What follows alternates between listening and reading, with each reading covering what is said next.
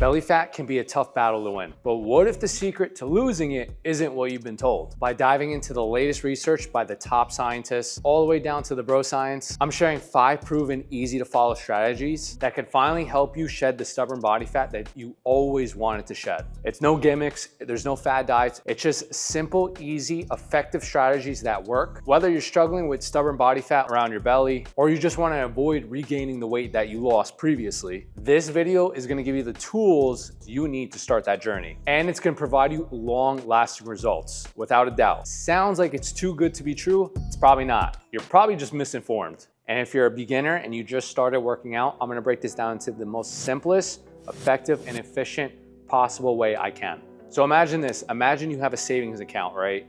And the account is full of cash. Now let's just say you spend more money that you're making and that you have in your bank account. And now you're forced to dip into the savings account because of the expenses that you have to pay and cover. Between the water bill, the electric bill, the food, the family, the debt, everything. The same thing basically happens with your body fat. Every time you eat more calories than your body burns in the day, your body just stores the extra energy that it gets from the food we eat as fat. It's like putting money into a savings account. Think of the same ideology. But when you create a calorie deficit, your body must burn that extra stored fat as energy. Just like when you dip into a savings account when you're short on cash, over time as you either consume less calories or burn more energy expenditure through physical activity, your savings of fat are gonna start to disappear. A study was published in 2015 in the American Journal of Clinical Nutrition. It showed that by creating a calorie deficit, by reducing food intake and increasing physical activity, just resulted in a lot of fat loss over time. The study emphasized that when fat loss occurs, the body is going to burn more energy than it consumes in a day. And the fat that is stored in the body is used as energy to make up the difference. The specific key findings in this literature were that by reducing your calorie intake by 500 to 1,000 calories per day led to a safe and sustainable fat loss program, which was about 1 to 2 pounds a week, which is generally the guideline. You want to go anywhere from 0.5 to 1% of body weight loss each week. And then we have another study in the International Journal of Obesity in 2013. It was the role of calories in weight management. The study reviewed various methods of weight loss and concluded that the calorie restriction is just the primary driver of fat loss in general. Regardless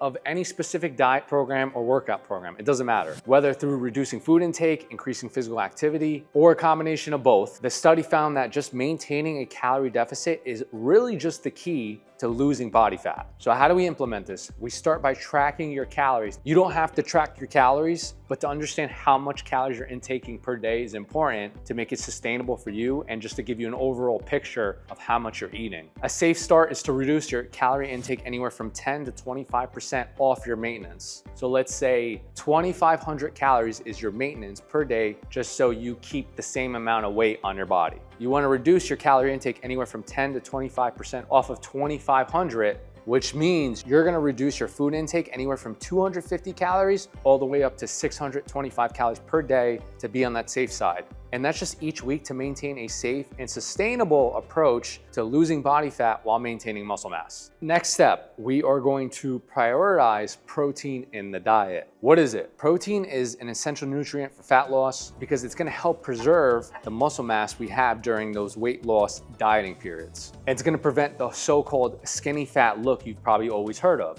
And the only way you're going to get that skinny fat look is as you lose weight gradually, you're going to have more relative fat mass to muscle mass on your body. And then you're just not going to look good. You're just going to look smaller than you were prior. So in the American Journal of Clinical Nutrition in 2015, it was dietary protein and weight loss they looked at. And they found that higher protein intake significantly increased fat loss and improved body composition during weight loss periods. Protein is not only crucial for preserving lean body mass, but also for improving fat loss outcomes during that calorie deficit that we need to be in. And then we have another study. It was the effect of protein on fat loss and muscle mass during weight loss periods. This was in 2011, and this was in the Journal of International Society of Sports Nutrition. So this is really credible. This study investigated how protein impacts fat loss, muscle mass during those weight loss periods as well. And it concluded that diets high in protein result in a better fat loss outcome, primarily just through enhancing fat oxidation and reducing muscle protein breakdown, which is very important. And that's even more important for long-term fat loss success over the long run. So how do we do this? We're gonna start including high quality protein sources like chicken,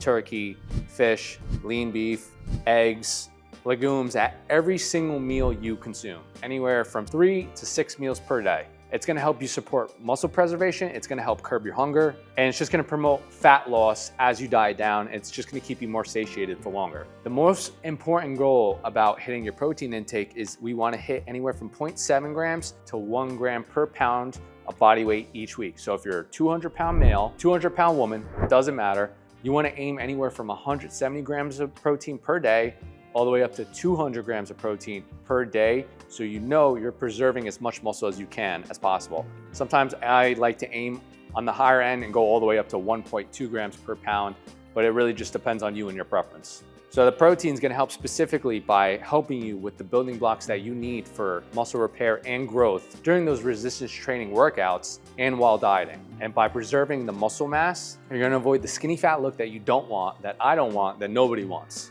And instead, you're gonna get that leaner, more toned look that you always see maybe in those fitness model magazines, on TV, on social media. But then again, a lot of people also like to take enhancements, or they'd like to have more of the advantage. So this is the best way you're actually gonna do it.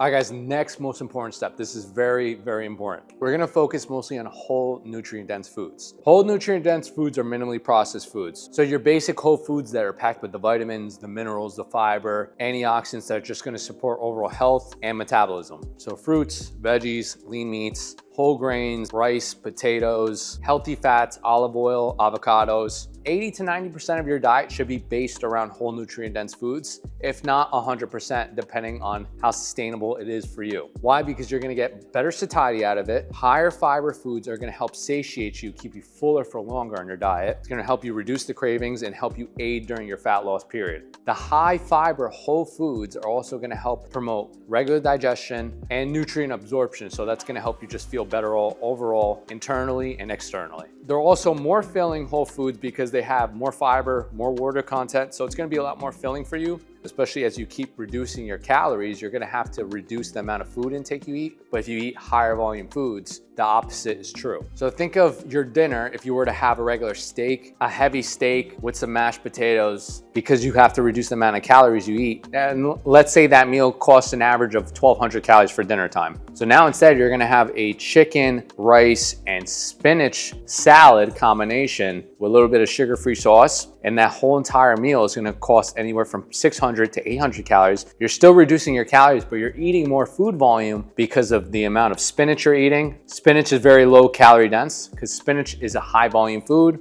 Chicken, the chicken you bought specifically, is chicken breast and it has less fat in it. So it has a better to protein calorie ratio and it has just less caloric density to it. And that's also gonna help satiate you for longer and you're just gonna get more food volume out of it. But you're gonna be eating for a longer sustainable time.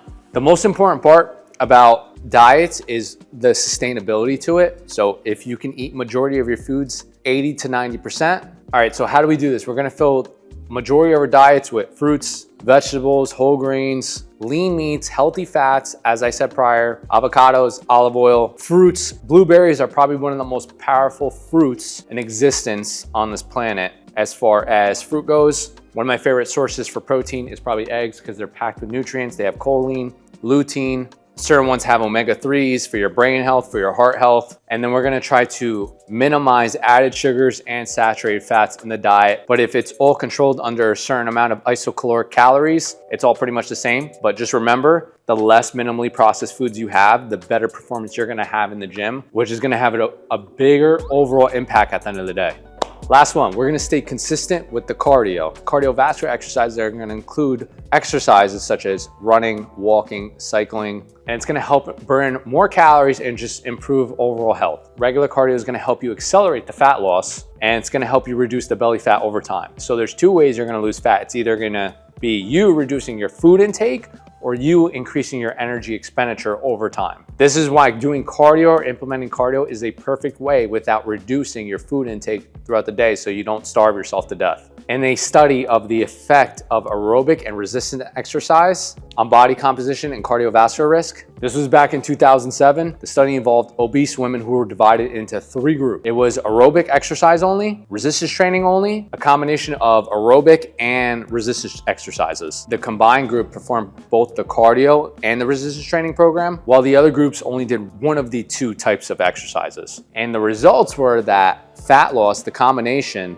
that the combined group showed the greatest reduction in total fat mass compared to either the aerobic or just resistance training programs. Specifically, they lost more fat in the abdominal region, so the visceral fat, which is a major contributor to metabolic risk factors later on in life. The combined exercise group also, they preserved more lean muscle mass than the aerobic only group, and that just demonstrated the importance of having resistance training and maintaining your muscle mass during dieting. And even better, the combined group also saw improvements in cardiovascular risk factors. So including reduced blood pressure, improving lipid profiles compared to the other 2 groups. So by combining cardio and resistance training just leads to a superior fat loss improvement in health markers compared to either just one type of exercise alone. So if you want to get the best bang out of your buck, you're going to want to combine both resistance training and cardio. It's not going to only enhance the fat loss, it's going to help you preserve the muscle mass that you have on your body.